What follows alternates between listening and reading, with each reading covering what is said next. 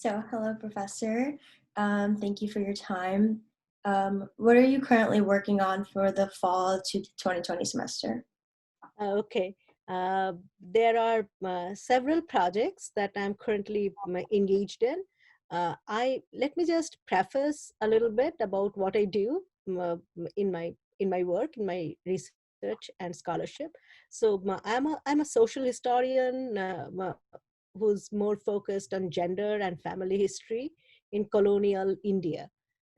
So my first book was on employers and servants in colonial India, in which I showed how there was a different, how there was an emergence of a different form of domestic culture under the influence of British colonialism and rising Indian nationalism, and how that impacted on women and servants. So, in other words, my work shows the intersection of the home and the world, like how the domestic politics, domestic workings impinge on the national character.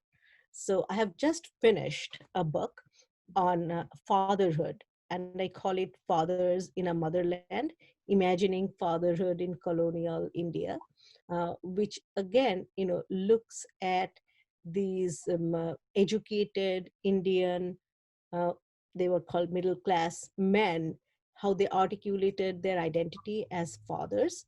Mm, and they were not talking about fathers of their own children, but fathers of an incipient nation, of a nation that was forming in the late years of the 19th and the early 20th century. Uh, so that's one I have finished, but I'm continuing to think about it. The other one that I'm currently engaged in is like a continuation of my first research on employers and servants in colonial India. But this time my horizon has really expanded and it's big. So I'm looking into uh, traveling Indian caregivers, women caregivers who traveled from India to Britain and then to Australia. So it's a part of a larger collaborative project with two other scholars from Australian universities. It's called Traveling Ayers and Amars. The other scholars, another scholar is looking at traveling caregivers from China to Singapore and then to Britain and other parts of the world. Well, that sounds very good. I actually studied for my colloquialism the effects of slavery across the Indian Ocean and also emancipation across the Indian Ocean. Um, but normally we did talk about like the female more because um, especially females who were husbandless, they were treated terribly. Um, Right. but we've never really talked about like fatherhood and especially with this like emerging nation. Can you develop into that a little more? Yeah, absolutely. Yeah. So again, a lot of times, the literature on gender and women, we tend to privilege women in those spheres. And when I started looking at my sources, actually, it was a project on childhood and how childhood was conceptualized and narrativized in the Indian colonial context. And colonial India is basically late 18th through early 20th century.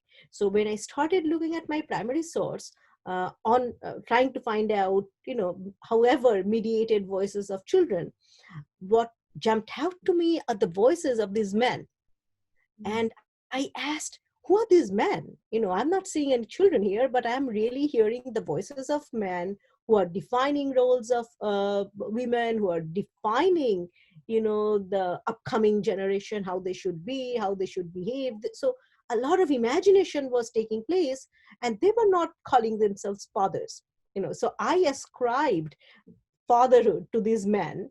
So I call them putative fathers of an emerging nation. So it was, but I'm a gender historian, so I'm very focused on recuperating women's voices. I translate women's works so that I can bring it, within the fold of my research and then share it with my students. But this time, it seems like, fatherhood was an inextricable part of Indian patriarchal systems. So, of course, fatherhood is a cornerstone of patriarchy.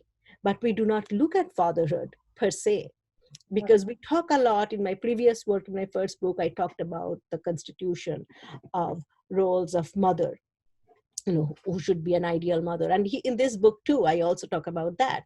So it's not that I'm neglecting women, but I tended to focus more on the identity formation, of the articulation of manhood through these writings of men. So I looked at different kinds of writings by men, to identify where they're implicitly asserting themselves as fathers in the context of the larger nation. Well, it sounds very interesting. Thank you for sharing. Um, is there anything else that you would like to mention? Well, but this is an ongoing. There are multiple research projects right now, in my hand. So one, I explained to you this transnational project on women carers of European children who traveled, and that's a new archive I'm going to look at. I haven't looked at those sources yet. I have not delved into the archive. I was supposed to over this summer, but that didn't happen. Then there is another, domestic worker who's a present-day domestic worker whose life I closely follow and write about, because she started out as a domestic worker. She has a long story, but she also turned out to be a fabulous writer. So she has three autobiographical narratives, three thick books, and I tend to attend to them closely. I have one published article on her, but I'm reading through her later works. And also I interview her regularly. So I'm in touch with her and I try to capture the precarity. So I would say that's my continuing interest, third one.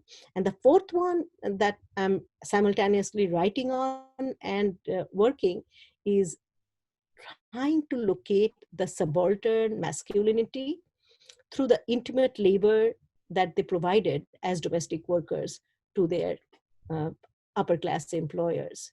So we, again, in my book on fatherhood, I talked mostly about these upper caste and class men, elite men who were in the forefront of the educational movement, of the movement with kind of education that should be imparted to their children.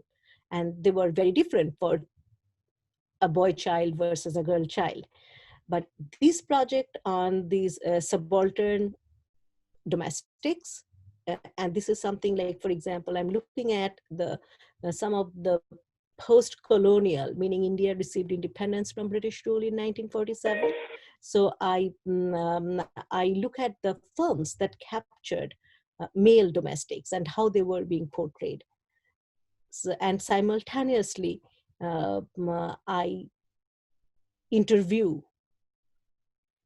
the servants who are still working in Indian family, particularly the male ones, both from the employer's perspective and also from the ones that I can, you know, get a handle on from domestic workers. But I'm more interested in retrieving those male voices who are often described and who have often described themselves as having a compromised masculinity, because they are not fully men, because they, after all, work as servants in others' families. But I'm trying to recuperate their subjecthood through memoirs, through their intimate labors, like the very close labors that they provide to their employers. So multiple projects.